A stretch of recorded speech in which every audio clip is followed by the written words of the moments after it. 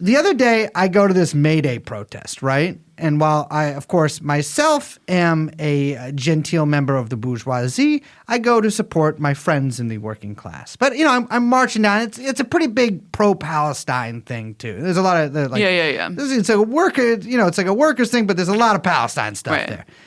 And we marched from across from the courthouse, Foley Square, up to Washington Square Park, right? And as we're walking sort of by the IFC movie theater, I noticed this grotesque-looking individual. I'm going to say the guy is maybe 6'3", hairless. And I'm talking waxed, hairless gentleman, covered in an array of freckles that I have not seen before in my 34 years on this planet. Oh. Now, I don't know much about skin cancer, but I have a distinct feeling that this guy is going to die from it. He did not look well. Freckles are cute. Everybody likes freckles. This was a little too cute by half, I'll say probably that. Also, with the bald head, very expensive to laser the whole thing. Well, I didn't know you could get freckles completely covering the head. Of course you can get freckles anywhere. anywhere. But you'd think that, listen, a lot of bald guys wear hats, and, there's a lot of different opinions on that. He probably needs more of a chemical sunscreen than physical one. There was an aura about him that I found distasteful. And there was two counter-protesters, some sort of depressed-looking individuals carrying the Star David flag, sort of just yelling formless words without screams at fucking people. But this guy was following. He was going, "Go to Gaza! Go to Gaza!" And he was repeating it over and over and over to this sort of long march of people who were just not looking at him. He's filming, too. So I'm in the park afterwards, talking to a few friends, and I see this lady sitting on a bench, and I see this gentleman, swoop over her and start asking, do you support Hamas? Do you support Hamas? Do you think they should have raped all those people? Do you like rape? Do you support Hamas? His phone in this woman's face, do you like rape? Do you like rape? Do you support Hamas? And I'm like, this is crazy. And so I walk over there. I'm like, hey, she's obviously feels very uncomfortable. I'm like, hey, stop filming this chick. And he starts getting over on me. Do you like Hamas? Do you like Hamas? And then I get a really good look at him, and I am floored by how physically repulsing this guy's face is. Now, New York City, you see a lot of fucked up looking individuals out there. And I myself, not exactly a Gucci model. Don't sell yourself short. Gucci casts all types of people. It does. That is true. I could be possibly, and I have modeled before, actually. See? For model what? Model airplane? Model? I'll tell you my modeling story real quick. Levi's. $500 for to model this pair of jeans. I got up there last. The guy was like, "Oh fuck, we forgot a pair of jeans for you." Made his wife take off her jeans. I had to put them on. You modeled ladies' pants? They were old timey Levi's, so I think they were genderless. I think they were kind of men's pants, but she was wearing them. She was not my size though, and so I'm wearing these crazy fucked up old timey Levi's jeans. And the guy's use this banana as a gun, and so I'm pointing a banana as a gun at the camera. Here's a tip.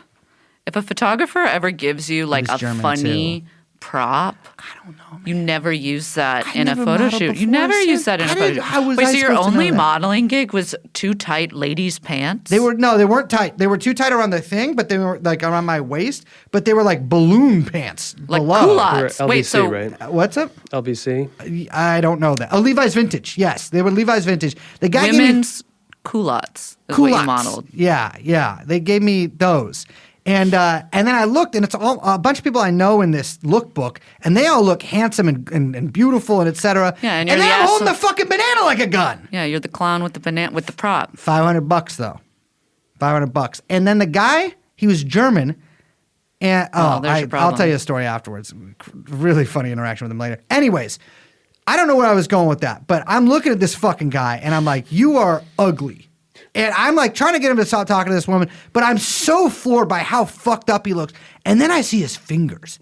And his fingers, no shit. Have you ever walked in a bathroom? Don't listen to this part, Liz. Young Chomsky, I'm addressing only you. You ever walk in a bathroom at a facility that is mostly used by men's, and some old fuck had not flushed the toilet, so there's just a nasty, massive turd in there? Yeah. And that similar feeling of kind of jumping back and be even though this happens in this bathroom sort of naturally, I don't want to use this toilet after this, even despite the fact that I can flush it. Yeah. That's how I felt looking at his fingers. It was like 5 pieces of shit clutching this fucking phone. They were massive, like logs. And he starts asking me, do you support Hamas? Do you support Hamas? And I'm kind of fucking with him. I was like, no, I'm a Zionist. I'm just rude. I think you're ugly. And so I'm confronting you about that fact. He starts asking me about my dick size. He's calling me all sorts of names. And I'm like, I just don't think you should talk to that lady. I think it's weird that you're approaching this woman in the park. She doesn't want to talk to you. Yeah. Like, I don't think that just even as you politically disagree with somebody, as a rule, I think as a fucked up looking, possibly monstrous, of alien origin type of individual, I don't think you should be approaching women in the evening at a park who are sitting by themselves. Now he's filming me. I'm like, okay, film me. Great. Wait, what are you going to do? Make me put a banana gun at you?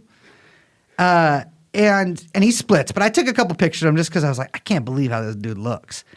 I post the picture, or I have our social media Catamite post the picture on the TrueAnon Instagram later. And a freelance journalist writes in and he's like, dude, I know who this is. Who was it? I don't want to say. Well, because first of all, he didn't give me his name. He just said he was a freelance journalist, and he was like, I'm using a burner account. So I don't know his name. But he's like, check this out. And he links me to this story. The disturbing story behind NYC's revenge porn perpetrators. And who do I see in the middle of this very New York Post style graphic is our good friend, Mr. Ross Jiminy Glick, the fellow who was filming me in the motherfucking park.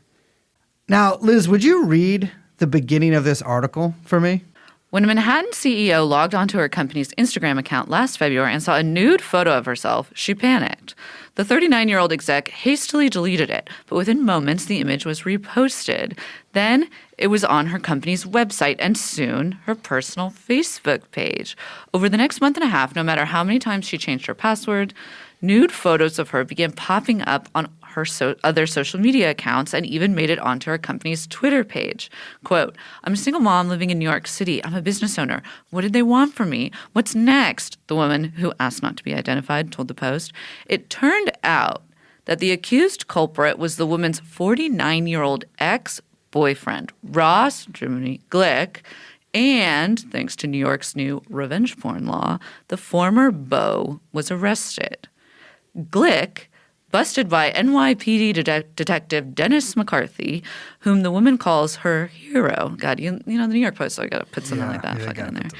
Was charged with unlawful use of a computer and unlawfully posting the lewd images. He ended up pleading guilty to second-degree harassment, a violation, and paid a fine.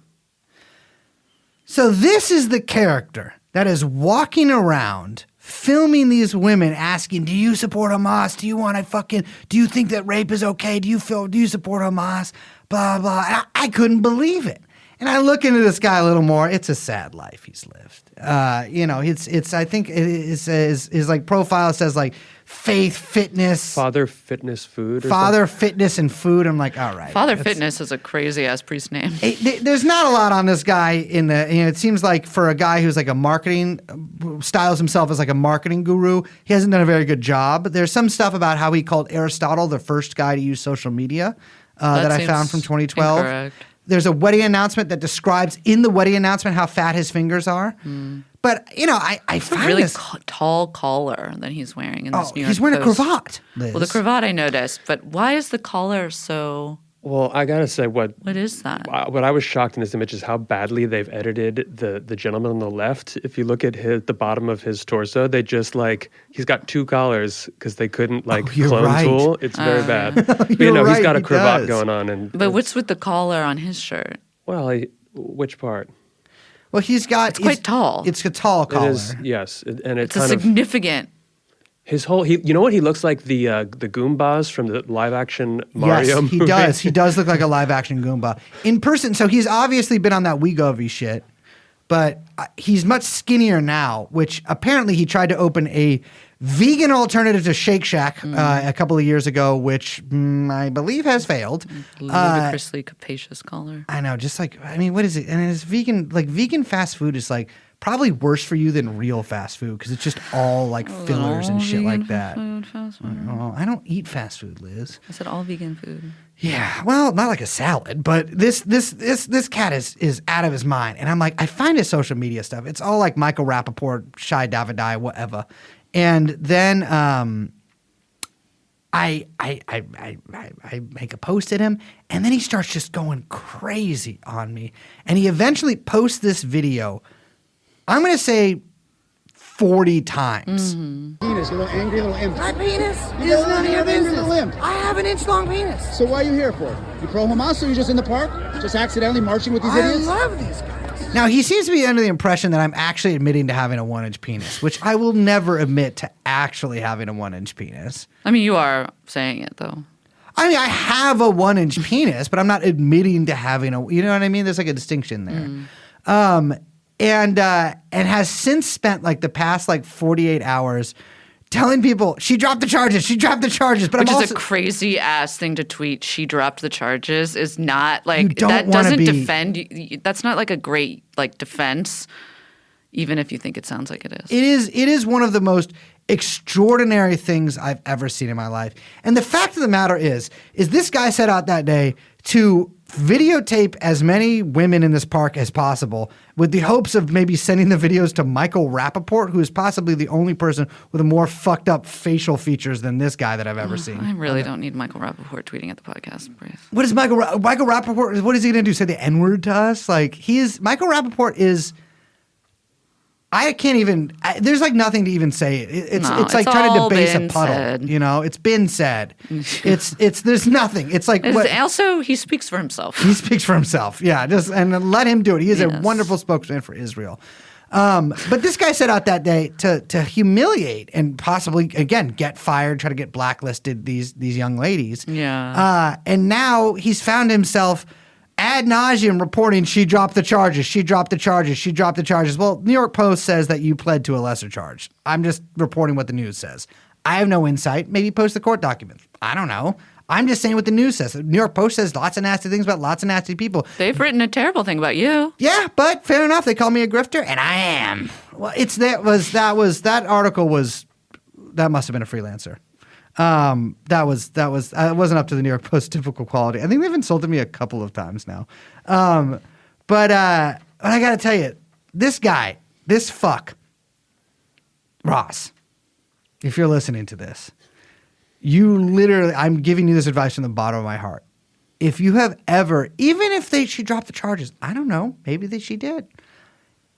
You don't want to be in a situation for the rest of your life where you are videotaping young women without their consent. I just got to say, you want to stand up for Israel, go do it in some other crazy ass annoying way. But this avenue, I think you should close off to yourself because it is apparently bringing up some difficult issues from the very recent past from you that it is very clear that you feel uncomfortable with. You are humiliating yourself, you are humiliating your family, and you are only making yourself more isolated from the beauty and good in this world. Like the orangutans.